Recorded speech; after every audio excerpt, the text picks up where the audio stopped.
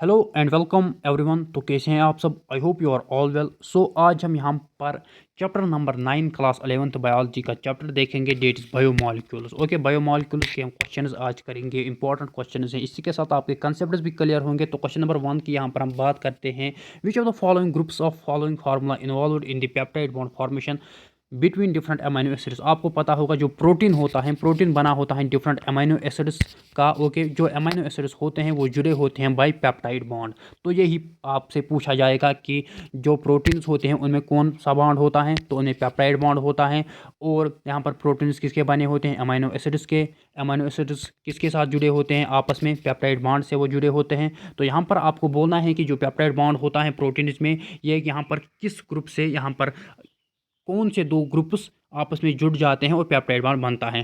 तो आपको पता होगा कि अगर हम अमीनो एसिड की बात करें, अगर हम इसकी स्ट्रक्चर की बात करें, तो अमीनो एसिड में यहाँ पर एक तो कार्बोक्सिलिक एसिड ग्रुप होता है, एक तो एमाइन ग्रुप होता है, हाइड्रोजन होता है, और एक अल्काइल ग्रुप होता है। और इसी अल्काइल ग्रुप आर की बेसिस पे हम यहाँ पर डिफरेंट अमीनो एसिड्स का नाम देते हैं। Like alkyl group methyl, ethyl. Okay, different alkyl groups की के बेसिस पे हम यहाँ पर नाम देते हैं।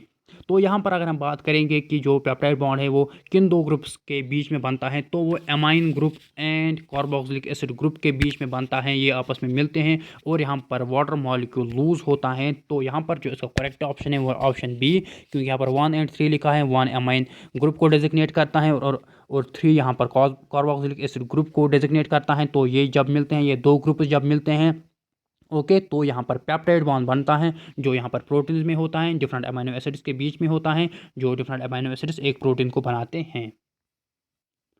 क्वेश्चन नंबर 2 यहाँ पर आप देख सकते हो, हमारे पास 3 स्ट्रक्चर्स हैं। Structure A, structure B and structure C की अगर हम बात करें, तो यहाँ पर आपको बोलना है कि इनका नाम क्या होगा। मैंने आपको अभी बोला कि एक अमीनो एसिड में यहाँ पर कार्बोक्सिलिक एसिड ग्रुप होता है, एमाइन ग्रुप होता है, और एक हाइड्रोजन होता है। यहाँ पर भी आप देख सकते हो carboxylic acid group, amine group, hydrogen, carboxylic acid group, amine group, hydrogen. जो आर होता है उसी के बेसिस पे यहाँ पर हम नेमिंग करते हैं। आर यहाँ पर मिथाइल ग्रुप है, यहाँ पर आप देख सकते हो हाइड्रोक्सी मिथाइल ग्रुप हैं। ओके, हाइड्रोक्सी मिथाइल ग्रुप है, और यहाँ पर आर के जगह पे हाइड्रोजन हैं। ओके, आर के जगह पे यहाँ पर हाइड्रोजन हैं। तो अगर हम यहाँ पर नेमिंग की बात करें, यहाँ पर आर ग्रुप मिथाइल हैं तो इसको हम एलेनिन कहते हैं। जब मिथाइल आर ग्रुप CH3 हो, मिथाइल ग्रुप हो, तो उसको हम एलेनिन कहते हैं। जब यहाँ पर आप देख सकते हो हाइड्रोक्सी मिथाइल जब हो, तो यहाँ पर इसको हम नाम देते हैं सीरीन। ओके, सीरीन, इसका नाम है एलेनिन। और जब हाइड्रोजन है इसका नाम है ग्लाइसिन। तो option B is the correct option, alanine, glycine, serine. Next important यहाँ पर पॉइंट मुझे बोलना है आपको कि अगर हम इस कार्बन की बात करें, इसमें जो 4 ग्रुप्स हैं वो डिफरेंट हैं। कार्बोक्सिलिक एसिड ग्रुप हैं, एमाइन ग्रुप हैं, मिथाइल ग्रुप हैं, और हाइड्रोजन हैं। यहाँ पर हम सीरीन की बात करें, इसमें 4 डिफरेंट ग्रुप्स हैं। Carboxylic acid group, amine group, methyl hydroxy group और हाइड्रोक्सी मिथाइल ग्रुप, और हाइड्रोजन है। 4 डिफरेंट ग्रुप्स हैं। लेकिन अगर हम यहाँ पर ग्लाइसिन की बात करें, इसमें 4 डिफरेंट ग्रुप्स नहीं है। क्यों? इसमें खाली 3 डिफरेंट ग्रुप्स हैं। एक है कार्बोक्सिलिक एसिड ग्रुप, और है अमाइन ग्रुप, और है हाइड्रोजन, जो कि यहाँ पर सेम है। तो इसमें खाली 3 ग्रुप्स हैं, 4 डिफरेंट ग्रुप्स इसमें नहीं हैं।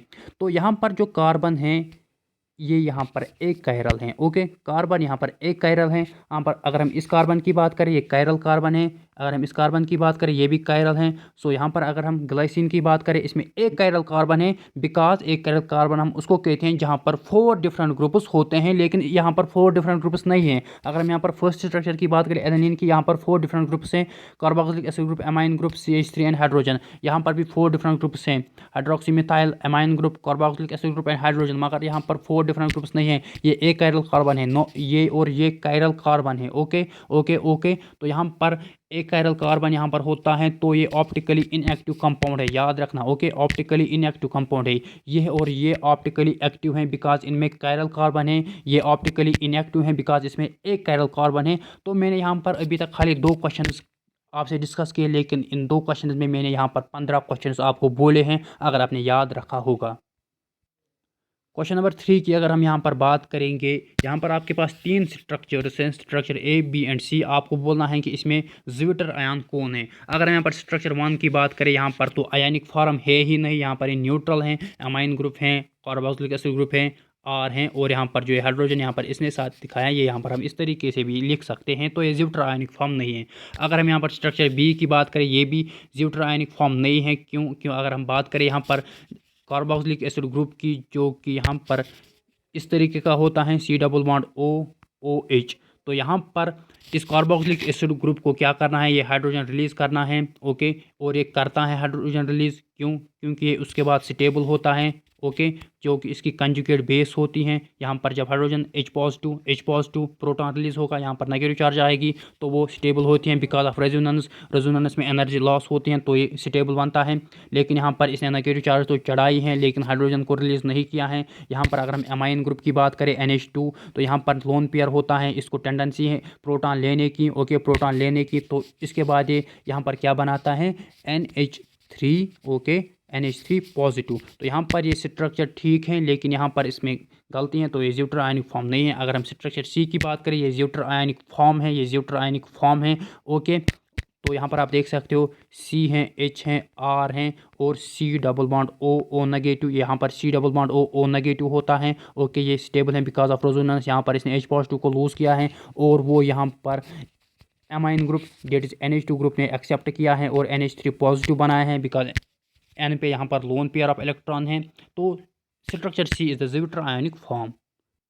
नेक्स्ट क्वेश्चन की अगर हम यहाँ पर बात करें, इंपॉर्टेंट क्वेश्चन हैं, तो ये क्वेश्चन बहुत ही इंपॉर्टेंट है। यहाँ पर आप देख सकते हो ABCDEF, तो यहाँ पर 6 पॉइंट्स हैं, लेकिन ये 6 क्वेश्चन बन सकते हैं आप लोगों के लिए। तो यहाँ पर इन कॉलम्स को मैच करना है, तो मैच करो। यहाँ पर अगर हम बात करेंगे, हम यहाँ पर देखो क्वेश्चन को किस तरीके से अप्रोच करना होता है। देखो यहाँ पर एंटीबॉडी, तो आपने सुना होगा कि एंटीबॉडी, आप जब इम्यूनिटी पढ़ते हो, इम्यूनिटी में आप तो एंटीबॉडी ज़रूर पढ़ते हो, और जिसमें एंटीबॉडी ज़्यादा होती हैं उसकी इम्यूनिटी अच्छी होती है, वो यहाँ पर फाइट करता है इन्फेक्शस से। कोविड में तो ये आपने सुना होगा कि जिसकी इम्यूनिटी अच्छी होती है वो यहाँ पर कोविड से लड़ता है। तो यहाँ पर एंटीबॉडी डी को यहाँ पर आएगा 6। ओके, फाइट्स इन्फेक्शस एजेंट, तो निकला हमारा 1। ओके, उसके बाद अगर हम इंसुलिन की बात करें, आपको पता है कि इंसुलिन एक हार्मोन है। ओके, तो C आएगा 3। इंसुलिन एक हार्मोन है, ये तो आपको पता होगा कि इंसुलिन एक हार्मोन है। तो आपने पढ़ा होगा कि जो डायबिटीज़ हैं उसमें तो इंसुलिन, जब अगर किसी यहाँ पर पेशेंट को यहाँ पर ग्लूकोज लेवल हाई जाती हैं, डायबिटीज़ पेशेंट्स तो आज नॉर्मल हैं, आपने बहुत सारे डायबिटीज़ पेशेंट देखे हैं, तो उसको फिर इंसुलिन थेरेपी करनी पड़ती है। तो एक हार्मोन है, हार्मोनल इम्बैलेंस होती हैं। तो निकले हमारे 2 पॉइंट्स। ओके, इंसुलिन एंटीबॉडी निकले। ट्रिप्सिन तो आपको पता है एंजाइम है। ओके, ट्रिप्सिन तो आपने सुना होगा, एंजाइम डाइजेशन में पढ़ा होगा कि ट्रिप्सिन एक एंजाइम है। तो बी हो गया 4। ओके, बी हो गया 4। उसके बाद यहाँ पर बचता है रिसेप्टार क्या होता है, binding with some chemical like for small taste and hormone. Receptor जब कुछ बाइंड होता है, okay, with some chemical like for small taste and hormone. Next question की नेक्स्ट पॉइंट यहाँ पर GLUT4 है। GLUT4 याद रखना, ये यहाँ पर इसका ऑप्शन आएगा 1। ओके, F1 ग्लूकोज ट्रांसपोर्ट के लिए यहाँ पर ये हेल्पफुल होता है GLUT4, ये याद रखना, ये भी इंपॉर्टेंट पॉइंट है। और यहाँ पर लास्ट में ए को आएगा यहाँ पर 5। ओके, इंटरसेल्यूलर ग्राउंड सबस्टेंस होता है कोलेजन, तो यहाँ पर ये सारे याद रखना, कोलेजन होता है इंटरसेल्यूलर ग्राउंड सबस्टेंस। ट्रिप्सिन की बात करें, ट्रिप्सिन एक एंजाइम है। इंसुलिन की बात करें, इंसुलिन एक हार्मोन है। एंटीबॉडी की बात करें, यह फाइट करता है इन्फेक्शस से। रिसेप्टार की बात करें, यहाँ पर binding with some chemical for small taste and hormones. GLUT4 की बात करें तो ये ग्लूकोज ट्रांसपोर्ट हैं। तो यहाँ पर इसका जो करेक्ट ऑप्शन है वो है ऑप्शन ए, यानी A5B4C3D6E2F1। Next and important question है, कंसेप्चुअल क्वेश्चन है। देखो कंसेप्ट आपका क्लियर होना चाहिए, तभी आप क्वेश्चंस करोगे, चाहे फिजिक्स हैं, केमिस्ट्री हैं, बायो हैं।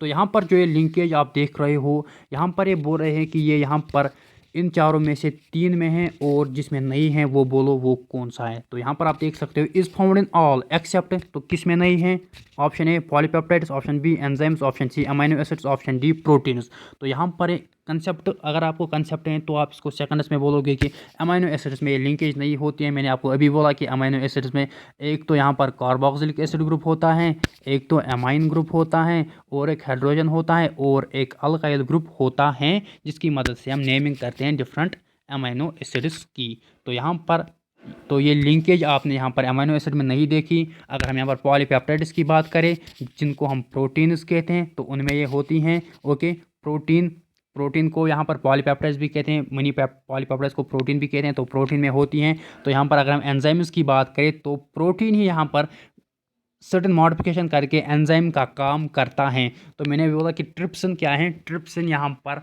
प्रोटीन है, अभी मैंने बोला। तो प्रोटीन की अगर हम बात करें तो ट्रिप्सिन भी यहाँ पर, ट्रिप्सिन एक एंजाइम है। ओके, अभी मैंने बोला कि ट्रिप्सिन एक एंजाइम है, तो एंजाइम भी यहाँ पर प्रोटीन का बना होता है। बेसिकली यहाँ पर प्रोटीन इसी फंक्शन करते हैं एज एंजाइम्स, ये आपने पढ़ा होगा। तो अमीनो एसिड में ये लिंकेज आपको नहीं दिखेगी, प्रोटीन पॉलीपेप्टाइड्स और एंजाइम्स, ये लिंकेज आपको दिखेगी जब यहाँ पर रिएक्शन होती है between carboxylic acid group and amine group, जो मैंने पहले क्वेश्चन में बोला था।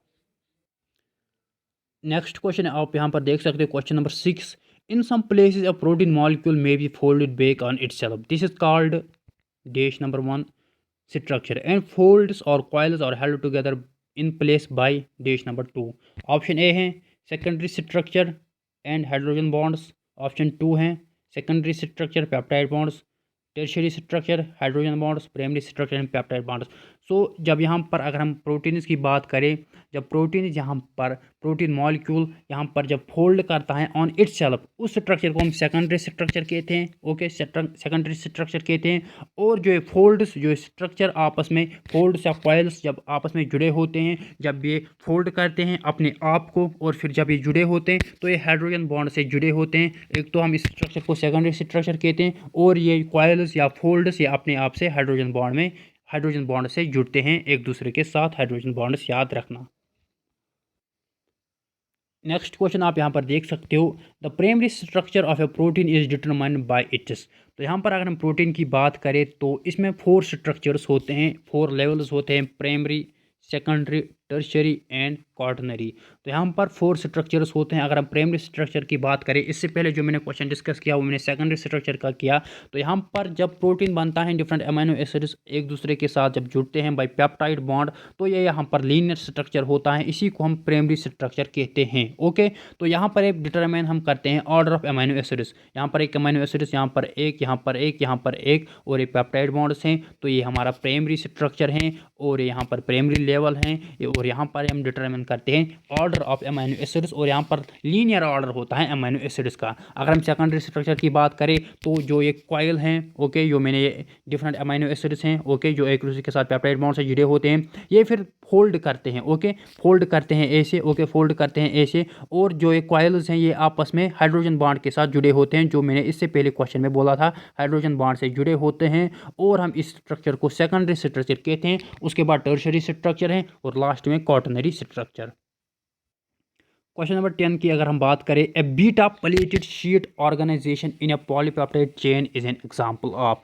तो यहाँ पर पॉलीपेप्टाइड चेन यानी प्रोटीन, तो यहाँ पर एक लेवल पे या एक स्ट्रक्चर पे, चाहे प्राइमरी हो, सेकेंडरी हो, टर्शरी हो या क्वाटरनरी स्ट्रक्चर हो, तो एक स्ट्रक्चर में क्या होता है, पॉलीपेप्टाइड चेन में क्या होती है, एक शीट जैसा बनता है, उसको हम बीटा प्लेटेड शीट कहते हैं। तो वो किस स्ट्रक्चर के टाइम बनता है, प्राइमरी, सेकेंडरी, टर्शरी, क्वाटरनरी। तो ये यहाँ पर मैंने आपको अभी बोला, अगर हम प्राइमरी स्ट्रक्चर की बात करें, ये लीनियर स्ट्रक्चर होता है, डिफरेंट अमीनो एसिड्स का ऑर्डर ऑफ अमीनो एसिड्स देखते हैं, और ये लीनियर स्ट्रक्चर होता है, अमीनो एसिड्स एक दूसरे के साथ जुड़े होते हैं बाय पेप्टाइड बॉन्ड। तो उसके बाद मैंने सेकेंडरी स्ट्रक्चर की मैंने बात की, सेकेंडरी स्ट्रक्चर की मैंने बात की, उसमें क्या होता है कि जो यही लीनियर चेन होती हैं ये इस तरीके से फोल्ड होती हैं, और जो ये कॉइल्स होते हैं ये आपस में हाइड्रोजन बॉन्ड के साथ जुड़े होते हैं। ओके, हाइड्रोजन बॉन्ड के स्ट्रक्चर के साथ जुड़े होते हैं, और इसको हम सेकेंडरी स्ट्रक्चर कहते हैं। तो यहाँ पर आप देख सकते हो एक टाइप का प्लेट बन गया। ओके, इसी को हम बीटा प्लेटेड शीट कहते हैं, बीटा प्लेटेड शीट हम इसी को कहते हैं। तो इसका जो करेक्ट ऑप्शन है वह ऑप्शन बी, सेकेंडरी स्ट्रक्चर के टाइम बीटा प्लेटेड शीट बनता है, यही ऑर्गेनाइजेशन सेकेंडरी स्ट्रक्चर के टाइम बनती हैं। नेक्स्ट क्वेश्चन यहाँ पर आप देख सकते हो, the dash structure of a protein relates to how separate polypeptides assemble together.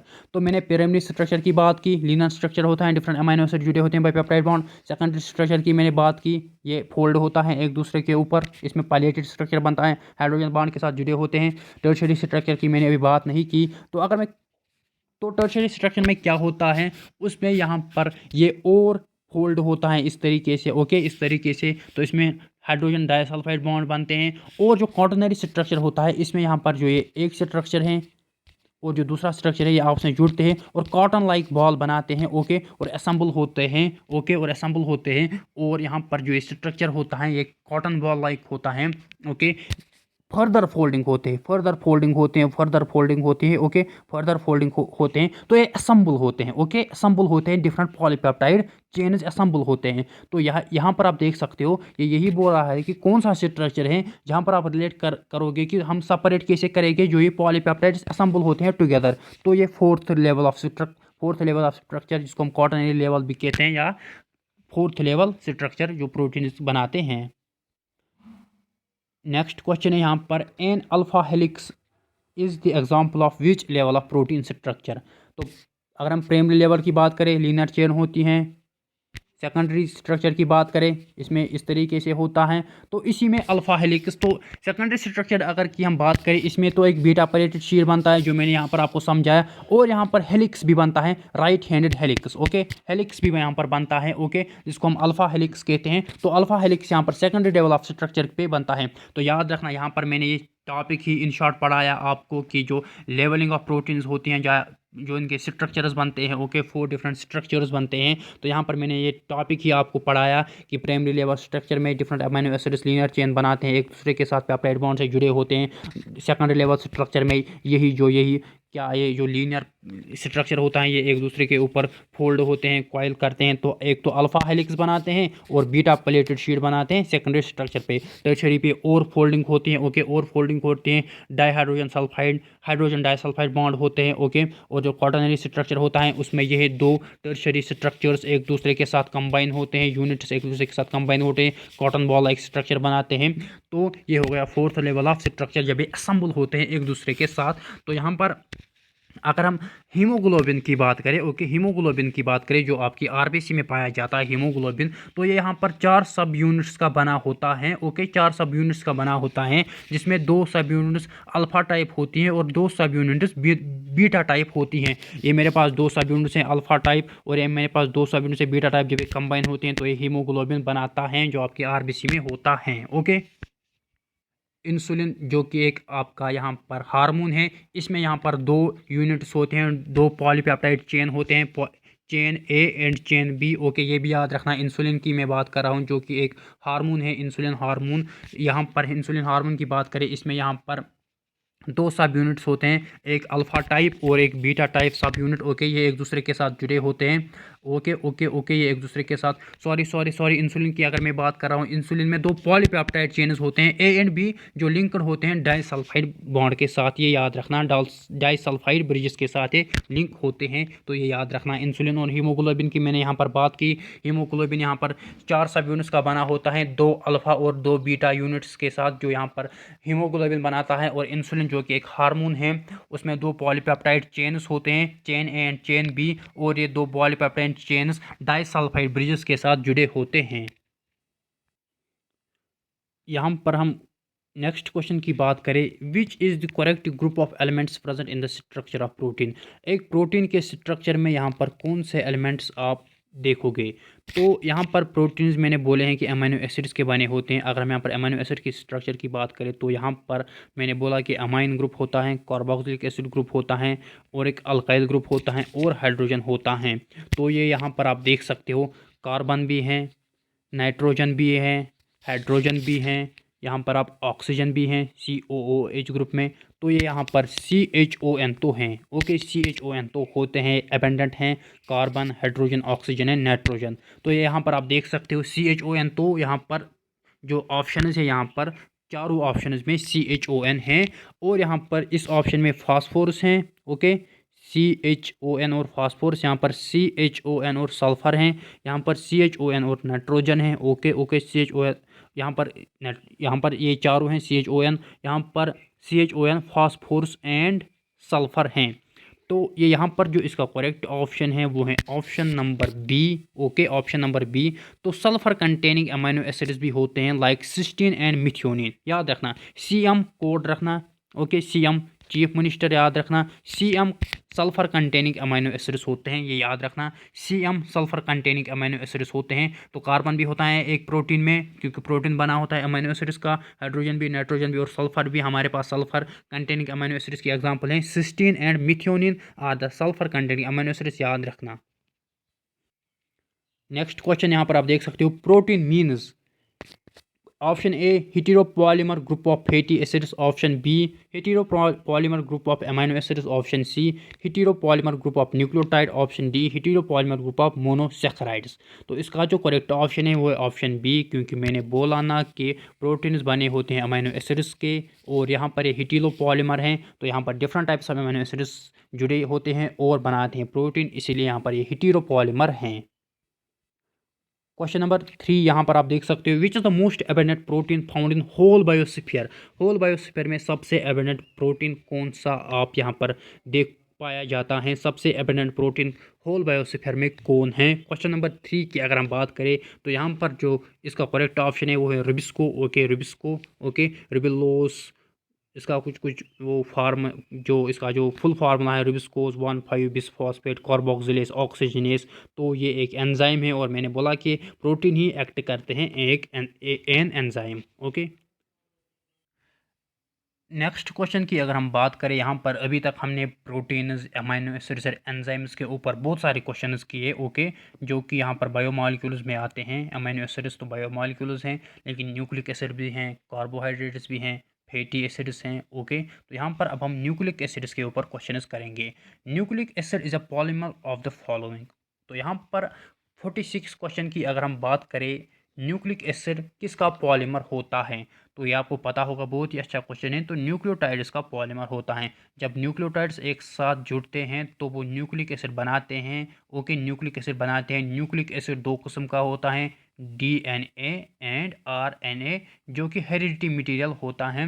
Heredity material मतलब जेनेटिक मटेरियल होता है जो पास होता है from parents to offsprings. DNA की बात करें और आरएनए की बात करें, ये न्यूक्लिक एसिड्स हैं। डीएनए की फुल फॉर्म की बात करें, ये हैं डीऑक्सीराइबो न्यूक्लिक एसिड, और वो हैं ribo nucleic acid, okay, deoxyribo nucleic acid and ribo nucleic acid. Question number 47 की बात करें, यहाँ पर आप देख सकते हो, nucleic acid is related with. Nucleic acid यहाँ पर किसके साथ रिलेट आप करोगे, A respiration, B photosynthesis, C heredity and D reproduction. तो अभी मैंने बोला ये हेरिडिटी मटेरियल है, यानी जेनेटिक मटेरियल है न्यूक्लिक एसिड। न्यूक्लिक एसिड दो टाइप्स का होता है, डीएनए एंड आरएनए। तो डीएनए एंड आरएनए में आपको पता है कि deoxyribo nucleic acid and ribo nucleic acid. तो इसमें जो डिफरेंस है आपको पता होगा कि राइबोस और डीऑक्सीराइबोस जो पेंटोस शुगर होता है वही इसमें डिफरेंस होती हैं। क्वेश्चन नंबर 48 की बात करें, which of the following molecules are showing different characteristics in different organisms. So यहाँ पर आपको पता होगा, अगर हम यहाँ पर देखते हैं ह्यूमन्स की अगर हम बात करें, तो एक ह्यूमन डिफरेंट होता है दूसरे से, उसके कैरेक्टर डिफरेंट होती हैं, किसी की नाक बड़ी होती है, किसी की छोटी होती हैं। तो ये आपको पता होगा कि जब ये मियोसिस होती है उस टाइम जब ये क्रॉसिंग ओवर होता है, तो बेसिकली जो यहाँ पर क्रॉसिंग ओवर के टाइम वेरिएशंस आती हैं, तो ये यहाँ पर किस में होता है, यहाँ पर आप पता होगा कि जो हमारा न्यूक्लिक एसिड है, डीएनए और आरएनए, यही हेरिडिटी मटेरियल है जो parents to offsprings pass on होता है। सो जो आप डिफरेंट कैरेक्टरिस्टिक्स देखोगे डिफरेंट ऑर्गेनिज्म्स में, okay, different characteristic different organism में, तो ये आप जेनेटिक मटेरियल की वजह से देखोगे जो कि न्यूक्लिक एसिड हैं। Which P R is correct. Next question की बात करें, यहाँ पर आप देख रहे हो, which P R is correct of purine nitrogen base. Purine nitrogen base की अगर हम बात करें, यहाँ पर कौन सा ऑप्शन करेक्ट है, क्वेश्चन नंबर 49। तो यहाँ पर ऑप्शन ए है adenine cytosine adenine thymine, okay, cytosine thymine adenine guanine. So यहाँ पर अगर हम इस क्वेश्चन की बात करें, इसका जो करेक्ट ऑप्शन है वो है option D, okay, adenine and guanine. तो यहाँ पर आपको मैं एक ट्रिक बोलता हूँ, आपको याद रखना है cut, okay, CUT, cut pyrimidine, cut pyrimidine, cut pyrimidine याद रखना है। तो यहाँ पर हमारी जो नाइट्रोजन बेसिस हैं ये दो तरीके की, दो टाइप्स की होती हैं। एक तो हो गया purine, okay, nitrogen bases two types होती हैं, purine and pyrimidine. Purine and pyrimidine दो नाइट्रोजन बेसिस हैं, ओके, नाइट्रोजन बेसिस के दो टाइप्स हैं, प्यूरिन पायरिमिडीन की। पायरिमिडीन की एग्जांपल करें, इसमें मैंने बोला कट, कट पायरिमिडीन याद रखना। Cytosine, uracil and thymine are, okay, और pyrimidine, cytosine, uracil, thymine pyrimidine है। तो यहाँ पर प्यूरिन की बात करें, प्यूरिन यहाँ पर है एडेनिन एंड गानिन, जो कि ऑप्शन डी है। तो नाइट्रोजन बेसिस दो टाइप्स की होती हैं, प्यूरिन एंड पायरिमिडिन। प्यूरिन में यहाँ पर एडेनिन और गानिन है आपका, और पायरिमिडिन में मैंने बोला ना cut, CUT, cytosine, uracil, thymine. Next question है, यहाँ पर यही क्वेश्चन है, which pair of pyrimidine nitrogen base is correct of the following. Pyrimidine nitrogen base मैंने बोला ना cut, CUT, cytosine, uracil, thymine. Question 50, option A is the correct option. Question number 51 आप यहाँ पर देख रहे हो, which element is not there in nitrogen base. Nitrogen base में कौन सा एलिमेंट नहीं होता है। तो फास्फोरस नाइट्रोजन बेस में नहीं होता है, कार्बन भी होता है, हाइड्रोजन भी होता है और नाइट्रोजन भी होता है। फास्फोरस एक नाइट्रोजन बेस में नहीं होता है। यहाँ पर क्वेश्चन नंबर 55 की बात करें, न्यूक्लियोटाइड मीन्स, न्यूक्लियोटाइड का मतलब क्या है। Option A nucleoside plus phosphate, option B nitrogen base plus phosphate, option C nucleic acid plus protein, option D protein plus nucleoside. तो 55 इसका करेक्ट ऑप्शन है, option A nucleoside plus phosphate. Okay, nucleoside plus phosphate वो क्या बनाता है, nucleotide. यहाँ पर मैं आपको थोड़ी बहुत इन्फॉर्मेशन देता हूँ। अगर हम न्यूक्लियोटाइड की बात करें तो न्यूक्लियोटाइड यहाँ पर 3 कंपोनेंट्स का बना होता है। Component A is the nitrogenous base, component second is the sugar, okay, component sugar या कार्बोहाइड्रेट, और कंपोनेंट सी की अगर हम बात करें तो वो है फॉस्फोरिक एसिड या फॉस्फेट। ओके ओके ओके, तो यहाँ पर आपको कंसेप्ट लेना है, ये इंपॉर्टेंट कंसेप्ट है। अगर हम एक न्यूक्लियोटाइड की बात करें, ओके, जब हम न्यूक्लियोटाइड्स की बात करें, न्यूक्लियोटाइड की बात करें, एक न्यूक्लियोटाइड में यहाँ पर 3 स्ट्रक्चर्स होते हैं, नाइट्रोजनस बेस, शुगर और फॉस्फेट। नाइट्रोजनस बेस की बात करें, दो टाइप्स का होता है, प्यूरिन एंड पायरिमिडिन। प्यूरिन की एग्जांपल एडेनिन और गानिन, पायरिमिडिन की example cytosine, uracil, thymine. Sugar की बात करें, पेंटोस शुगर होता है, राइबोस और डिऑक्सीराइबोस। राइबोस किस में होगा, आरएनए में, डिऑक्सीराइबोस किस में होगा, डीएनए में। फॉस्फेट की बात करें, फॉस्फेट सिंपल फॉस्फोरिक ग्रुप जो होता है H3PO4 या H3PO3, तो वो फॉस्फेट ग्रुप हैं, तो ये सिंपल हैं फॉस्फेट ग्रुप। शुगर होता है दो टाइप्स का, एक तो राइबोस जो कि आरएनए में होता है, और डिऑक्सीराइबोस जो कि डीएनए में होता है। नाइट्रोजनस बेस दो टाइप्स का होता है, प्यूरिन एंड पायरिमिडिन। प्यूरिन की एग्जांपल एडेनिन प्लस गानिन, पायरिमिडिन की CUT, साइटोसिन, यूरेसिल, थाइमिन। तो बना एक न्यूक्लियोटाइड। जब ये न्यूक्लियोटाइड्स आपस में जुड़े होते हैं तो बनता है न्यूक्लिक एसिड, डीएनए या आरएनए। मैंने बोला ना न्यूक्लिक एसिड दो टाइप्स का होता है, डीएनए और RNA. DNA deoxyribo nucleic acid and RNA ribo nucleic acid. तो डिफरेंस आपको डीएनए और आरएनए में यही मिलेगी कि आरएनए में जो पेंटोस शुगर होता है वो राइबोस होता है, और अगर हम डीएनए की बात करें उसमें जो पेंटोस शुगर होता है वो डीऑक्सीराइबोस होता है। यही डिफरेंस है डीएनए और आरएनए में। और डीएनए और आरएनए न्यूक्लिक एसिड है, और न्यूक्लिक एसिड बना होता है जब न्यूक्लियोटाइड्स आपस में जुड़े होते हैं। नेक्स्ट क्वेश्चन यहाँ पर देखोगे कि डीएनए और आरएनए में क्या डिफरेंस है। अभी मैंने बोला कि एक तो शुगर की डिफरेंस है, ओके, शुगर की डिफरेंस है कि शुगर डिफरेंट होता है, यानी कार्बोहाइड्रेट डिफरेंट होता है। एक में यहाँ पर होता है राइबोस और दूसरे में होता है डीऑक्सीराइबोस। राइबोस आरएनए में होता है और डीऑक्सीराइबोस डीएनए में होता है। लेकिन यहाँ पर पायरिमिडिन भी है, ओके, आपको पता होगा कि पायरिमिडिन में है साइटोसिन, यूरेसिल, थाइमिन। साइटोसिन दोनों में होता है, चाहे आप डीएनए की बात करो या आरएनए की बात करो। एडेनिन और गानिन भी डीएनए में भी होता है और आरएनए भी। तो एडेनिन और गानिन यहाँ पर प्यूरिन की एग्जांपल है, मैंने बोला ना प्यूरिन की एग्जांपल एडेनिन और गानिन है। तो एडेनिन और गानिन डीएनए में भी हैं, आरएनए भी हैं। साइटोसिन की बात करें, डीएनए में भी हैं, आरएनए भी हैं। लेकिन यूरेसिल एंड थाइमिन जो है ना, यूरेसिल थाइमिन, ओके, CUT में जो यूरेसिल थाइमिन है जो कि पायरिमिडिन की एग्जांपल हैं, यूरेसिल थाइमिन यहाँ पर मुझे अभी याद पूरा नहीं है कि यूरेसिल अगर यहाँ पर आरएनए में है तो डीएनए में एब्सेंट होगी, ओके।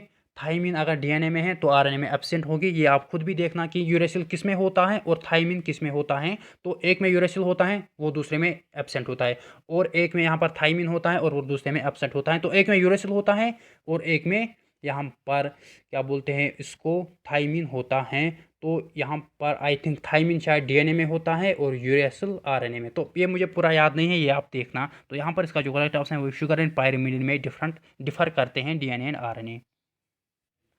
नेक्स्ट क्वेश्चन की अगर हम बात करें, उससे जाने से पहले यहाँ पर मैं आपको थोड़ा बहुत पढ़ाता हूँ। देखो मैंने बोला ना कि अगर हम यहाँ पर बात करते हैं एक न्यूक्लियोटाइड की, ओके, एक न्यूक्लियोटाइड बना होता है 3 कंपोनेंट्स का, उसमें नाइट्रोजन बेस हैं, उसमें शुगर हैं, उसमें H3PO4 हैं, डेट इज फॉस्फोरिक एसिड उसमें होता है।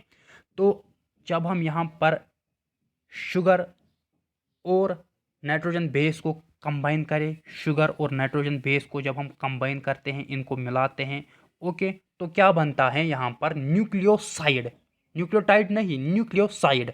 और ये दोनों जुड़े होते हैं ग्लाइकोसाइडिक बॉन्ड से। याद रखना, याद रखना, याद रखना। जब शुगर शुगर दो टाइप्स का हो सकता है, डीएनए में होगा डीऑक्सीराइबोस और आरएनए में होगा राइबोस, तो वो डिफरेंट है। अगर डीऑक्सीराइबोस होगा तो डीएनए में होगा, अगर राइबोस होगा वो आरएनए में होगा। तो जब ये शुगर और नाइट्रोजनस बेस ऐड हुई होंगे, नाइट्रोजनस बेस और शुगर जब ऐड होंगे, ये क्या बनाएंगे, न्यूक्लियोसाइड। और इनमें जो बॉन्ड होता है, इनमें जो बॉन्ड होता है वो होता है ग्लाइकोसाइडिक बॉन्ड, वो होता है ग्लाइकोसाइडिक बॉन्ड। ये याद रखना। तो इन्होंने अभी तक क्या बनाया है, न्यूक्लियोसाइड, ओके, न्यूक्लियोसाइड।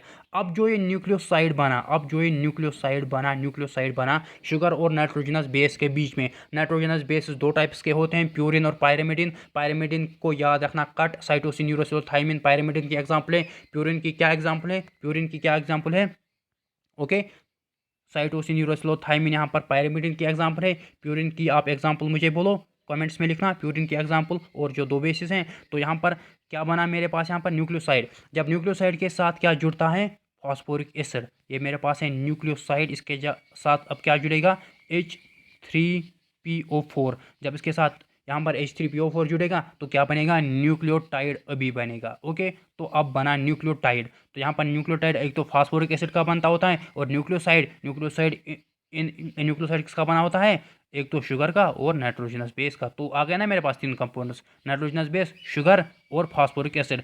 मगर पहले नाइट्रोजनस बेस और शुगर बनते जुड़ते हैं, ये न्यूक्लियोसाइड बनाते हैं, ग्लाइकोसाइडिक बॉन्ड होती है। और जब ये न्यूक्लियोसाइड इस फास्फोरिक एसिड के साथ जुड़ता है तो फास्फो एस्टर बॉन्ड होता है। यहाँ पर बॉन्ड से याद रखना, फास्फो एस्टर बॉन्ड होता है। और जब दो न्यूक्लियोटाइड्स आपस में जुड़ते हैं, चाहे डीएनए में हो या आरएनए में हो, तो वो आपस में फास्फो डाइएस्टर बॉन्ड से जुड़ते हैं। याद रखना, 5-10 क्वेश्चन मैंने इस डिस्कशन में बोले।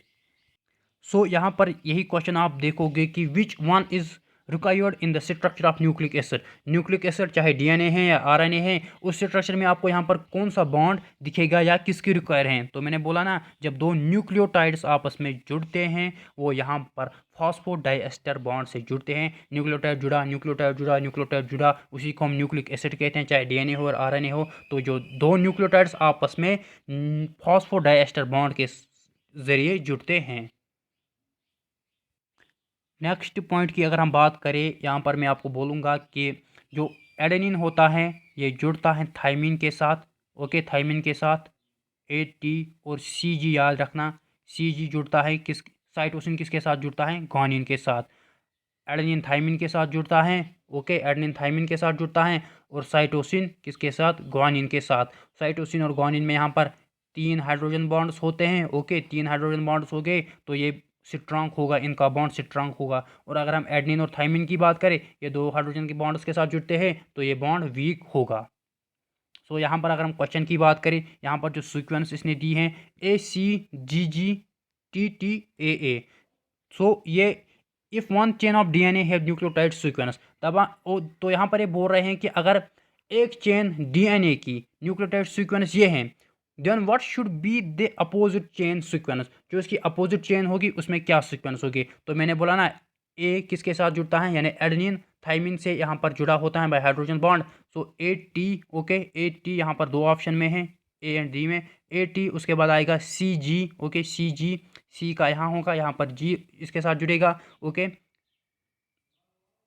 ATCG, का अपोजिट कॉम्प्लीमेंट्री होगा C, फिर और एक G है उसका C होगा, फिर T है उसका A होगा, फिर और एक T है इसका A होगा, फिर A है इसका T होगा, फिर A है इसका T होगा। तो option A is the correct option. और मैंने बोला इनमें कौन कौन से बॉन्ड्स होते हैं। सो यहाँ पर आप देख सकते हो, यहाँ पर बोल रहा है identify pair which is linked through 2 hydrogen bonds. तो मैंने बोला ना, A और T यानी एडेनिन और थाइमिन के साथ यहाँ पर 2 हाइड्रोजन बॉन्ड्स होते हैं, या T एंड A। तो इसका करेक्ट ऑप्शन होगा A and B both. Question number 62, इसका जो करेक्ट ऑप्शन होगा वो होगा यहाँ पर option B, okay, option D, sorry, option D। क्योंकि यहाँ पर AT बोलो आप या TA, ओके, कॉम्प्लीमेंट्री हैं, तो ये इसका करेक्ट ऑप्शन होगा। और यहाँ पर जो ऑप्शन सी हैं, C और G 3 बॉन्ड से जुड़े होते हैं। नेक्स्ट क्वेश्चन की बात करें, what is true for DNA structure, DNA structure के रिलेट यहाँ पर कौन सा ऑप्शन ट्रू है? ATCG, ACTG ये गलत हैं, AG ये भी गलत हैं, तो option A is the correct option. AT मैंने बोला ना, AT और CG। तो याद रखना, तो ये जिसमें इसमें मुझे खुद भी कन्फ्यूजन था कि थाइमिन किस में होता है, तो याद रखना थाइमिन DNA में होता है। यहाँ पर ये मुझे भी अब क्लियर हुआ, थाइमिन DNA में होता है और यूरेसिल RNA में होता है, यूरेसिल RNA में होता है, जो कि नाइट्रोजन बेस हैं। तो मैंने बोला ना, DNA और RNA में यही डिफरेंस है, एक तो शुगर की डिफरेंस है और नाइट्रोजनस बेस की डिफरेंस है। थाइमिन DNA में होती हैं और यूरेसिल RNA में।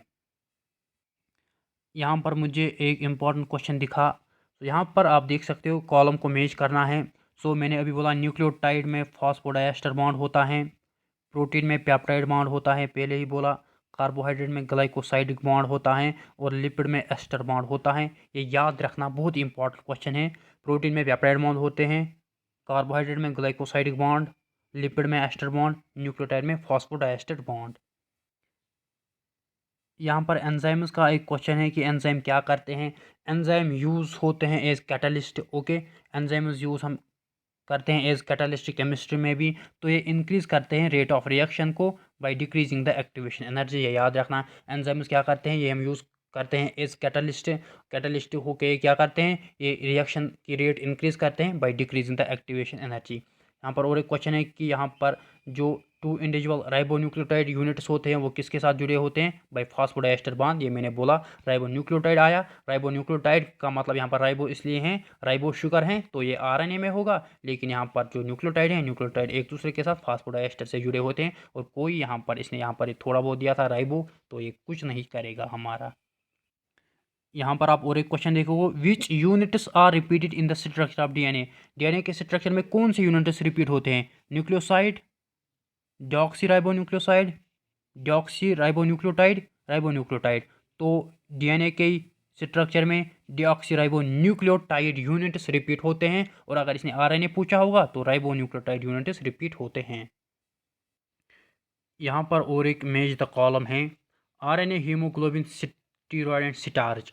स्टार्च की बात करें, स्टार्च एक पॉलीसैकेराइड होता है, आपने पढ़े होंगे कार्बोहाइड्रेट्स में मोनोसैकेराइड, डायसैकेराइड एंड पॉलीसैकेराइड। पॉलीसैकेराइड्स की बात करें, इसमें स्टार्च आता है, ग्लाइकोजन आता है और इनुलिन। देखो जो मैं बोल रहा हूँ ये याद रखना, जब हम कार्बोहाइड्रेट्स पढ़ते हैं हम मोनोसैकेराइड्स, डाइसैकेराइड्स एंड ट्राइसैकेराइड्स, ट्राइसैकेराइड्स या टेट्रासैकेराइड्स, पेंटासैकेराइड्स, उन्हीं को हम पॉलीसैकेराइड्स कहते हैं। पॉलीसैकेराइड्स की बात करें तो ये नॉन रिएक्टिव होते हैं। पॉलीसैकेराइड्स की एग्जांपल याद रखना, स्टार्च, स्टार्च होता है storage product in plants, storage product in plants, okay, plants store करते हैं ग्लूकोज को एज स्टार्च। स्टार्च पॉलीसैकेराइड हैं, स्टोरेज प्रोडक्ट हैं प्लांट्स में।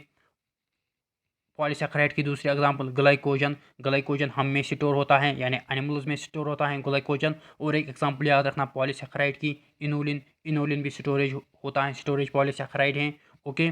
नेक्स्ट अगर हम यहाँ पर बात करेंगे RNA की, RNA यूज़ होता है एज प्रोटीन सिंथेसिस। तो मैंने कल भी बोला था एक वीडियो में कि RNA को जब हम यहाँ पर ट्रांसलेशन करते हैं राइबोसोम्स की मदद से, तो क्या बनता है हमारे पास, प्रोटीन बनता है। तो हो गए दो options, RNA protein synthesis, starch यहाँ पर स्टोरेज प्रोडक्ट हैं प्लांट्स, और ग्लूकोजन यहाँ पर हैं पॉलीसैकेराइड जो कि एनिमल्स में स्टोर होता है, इनुलिन भी स्टोरेज पॉलीसैकेराइड हैं। तो यहाँ पर अगर हम यहाँ पर स्टीरॉयड की बात करें, स्टीरॉयड एक सेक्सुअल हार्मोन है, ओके, स्टीरॉयड सेक्सुअल हार्मोन है।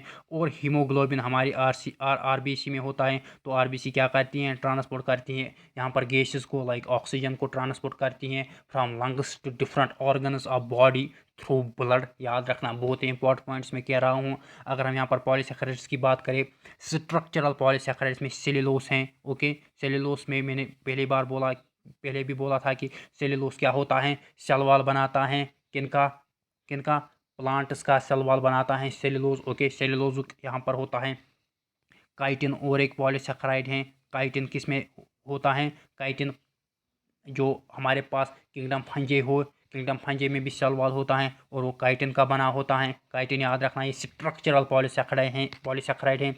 सेलुलोज भी स्ट्रक्चरल पॉलीसेकेराइड हैं, याद रखना याद रखना।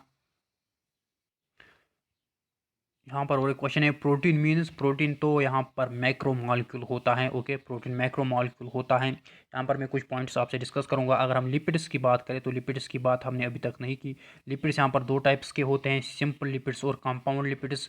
सिंपल लिपिड्स की एग्जाम्पल याद रखना fats and oils. Okay, fats and oils यहाँ पर सिंपल लिपिड्स की एग्जाम्पल होती हैं। और अगर हम सिंपल लिपिड्स की बात करें, याद रखना है इंपॉर्टेंट पॉइंट्स हैं। ये सिंपल लिपिड्स यहाँ पर बने होते हैं alcohol plus fatty acids. Alcohol में याद रखना glycerol. Okay, glycerol plus fatty acids. और ग्लाइसरॉल प्लस फैटी एसिड में जो बॉन्ड होता है वो एस्टर बॉन्ड होता है। ये मैंने पहले भी बोला था कि लिपिड्स में एस्टर बॉन्ड होता है। तो अगर हम कंपाउंड लिपिड्स की बात करें, मैंने दो टाइप्स बोले लिपिड्स के, सिंपल और कंपाउंड। सिंपल लिपिड्स में याद रखना fats and oils. Simple lipids बने होते हैं ग्लाइसरॉल प्लस फैटी एसिड और एस्टर बॉन्ड होता है।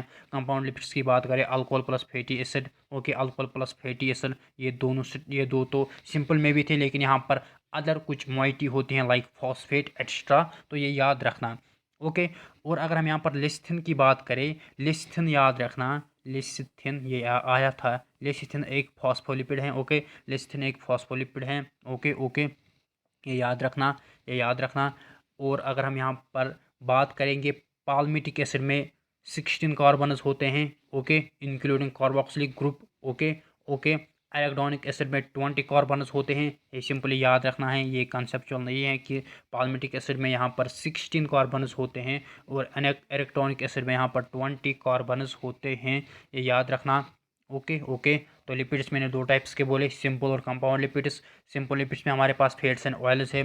सिंपल लिपिड्स की बात करें, अल्कोहल प्लस फैटी एसिड्स के बने होते हैं। अल्कोहल में ग्लिसरॉल याद रखना, तो एस्टर बॉन्ड होता है। कंपाउंड लिपिड्स की बात करें, अल्कोहल प्लस फैटी एसिड तो इसमें भी होते हैं, लेकिन इसमें कुछ अदर मॉइटी लाइक फॉस्फेट्स भी होते हैं, ये याद रखना। और जो बॉन्ड लिपिड्स में होता है वो एस्टर बॉन्ड होता है। और लिस्थिन याद रखना, लिस्थिन एग्जाम्पल है फॉस्फोलिपिड की। ओके ओके, और यहाँ पर और एक पॉइंट याद रखना कि पाल्मिटिक एसिड में 16 कार्बन्स होते हैं और एराकिडोनिक एसिड में 20 कार्बन्स होते हैं, ये याद रखना। और यहाँ पर अमाइनो एसिड इसमें याद रखना कि acidic amino acid glutamic acid हैं। ग्लूटामिक एसिड एक अमाइनो एसिड हैं जो एसिडिक हैं, ये याद रखना। बेसिक अमाइनो एसिड याद रखना लाइसिन और वेलिन। ओके, लाइसिन याद रखना, लाइसिन बेसिक अमाइनो एसिड है। और न्यूट्रल अमाइनो एसिड की बात करें वेलिन है। ओके, तो यहाँ पर मैंने 3 अमाइनो एसिड्स बोले, ग्लूटामिक एसिड जो कि एसिडिक अमाइनो एसिड हैं, लाइसिन जो कि बेसिक अमाइनो एसिड हैं, और वेलिन जो कि न्यूट्रल अमाइनो एसिड है, ये याद रखना। और यहाँ पर एरोमेटिक अमाइनो एसिड्स की 3 एग्जांपल्स याद रखना, tyrosine tyrosine tyrosine phenyl. Phenyl से आपको पता चलेगा कि ये एरोमेटिक हैं। और ट्रिप्टोफान तो ये 3 एग्जांपल्स याद रखना, टीपीटी याद रखना, टायरोसिन, ट्रिप्टोफान और फिनाइल एलानिन ये एरोमेटिक अमाइनो एसिड्स होते हैं, ये याद रखना। और अमाइनो एसिड्स एम्फोटेरिक होते हैं, ये भी याद रखना है। ज़्यूट्राइन्स की बात मैंने की पहले ही। ओके, सीएम की मैंने बात की, सीएम यानी सिस्टीन और मिथोनिन सल्फर कंटेनिंग अमाइनो एसिड्स हैं। ओके, और जो बेसिक अमाइनो एसिड्स होते हैं वो पॉजिटिवली चार्जड होते हैं, ये याद रखना। न्यूक्लिक एसिड की मैंने बात की कि nucleic acids DNA and RNA हमारे पास, और न्यूक्लिक एसिड न्यूक्लियोटाइड्स का बना होता है। न्यूक्लियोटाइड्स में फॉस्फोडाइएस्टर बॉन्ड होता है। तो उसमें मैंने यह भी बोला था कि पहले न्यूक्लियोसाइड बनता है जब शुगर और नाइट्रोजनस बेस मिलती है। नाइट्रोजनस बेस दो टाइप्स की होती हैं, प्यूरिन और पायरिमिडिन। पायरिमिडिन में याद रखना cytosine uracil thymine. Okay, cytosine uracil thymine. और यहाँ पर एडनिन और गानिन प्यूरिन में याद रखना। ओके ओके, और उसके बाद मैंने बात की यहाँ पर न्यूक्लियोटाइड्स, मैंने बोले न्यूक्लियोटाइड्स डीएनए आरएनए बनाते हैं। और डीएनए में ये होता है, डीएनए में थाइमिन होता है, आरएनए में यूरेसिल होता है।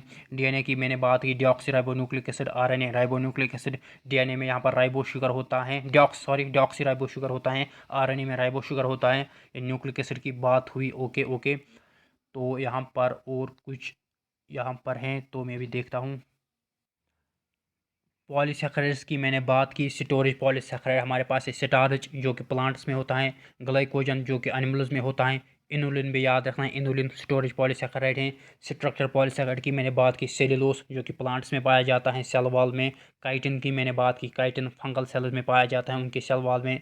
यहाँ पर मोनोपॉलीसेकेराइड की यहाँ पर मैंने सॉरी होमोपॉलीसेकेराइड की यहाँ पर मैंने बात की, स्टार्च हैं, ग्लाइकोजन है, सेलुलोज हैं, हेटेरोपॉलीसेकेराइड की मैंने बात की, काइटिन है, हेमिसेलुलोज है, लिग्निन है। ओके, ये याद रखना, ये याद रखना।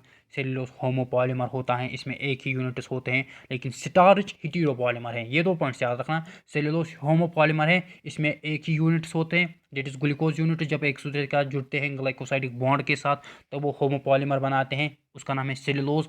और जब यहाँ पर स्टार्च की बात करें, स्टार्च यहाँ पर हेटेरोपॉलीमर है, इसमें डिफरेंट यूनिट्स होते हैं। ओके, ये याद रखना। और जो डीएनए का डबल स्ट्रक्चर दिया था, डबल हेलिक्स स्ट्रक्चर, वो वाटसन एंड क्रिक ने दिया था। ओके, वाटसन एंड क्रिक ने यहाँ पर जो helical structure, right hand helical structure DNA का, वो वाटसन एंड क्रिक ने दिया था। ये याद रखना है। एंजाइम्स की मैंने बात की, एंजाइम्स यहाँ पर एज कैटालिस्ट हम यूज़ करते हैं इन केमिस्ट्री में, as catalyst to increase the rate of reaction by decreasing activation energy. So यहाँ पर हमने सारा बायोमॉलिक्यूल एक ही वीडियो में कंप्लीट किया। इसके जो कंसेप्ट्स थे, इसके जो क्वेश्चंस थे। सो आई होप कि आपको वीडियो पसंद आया होगा। अगर आपको वीडियो पसंद आया होगा तो लाइक शेयर ज़रूर करना। और यहाँ पर बायोमॉलिक्यूल हमने यहाँ पर कंप्लीट किया एक ही वीडियो में, इसके सारे क्वेश्चंस और कंसेप्ट्स। तो मिलते हैं नेक्स्ट वीडियो में, तब तक के लिए good bye. Keep preparing yourself for the entrance examination. So मिलते हैं नेक्स्ट वीडियो में।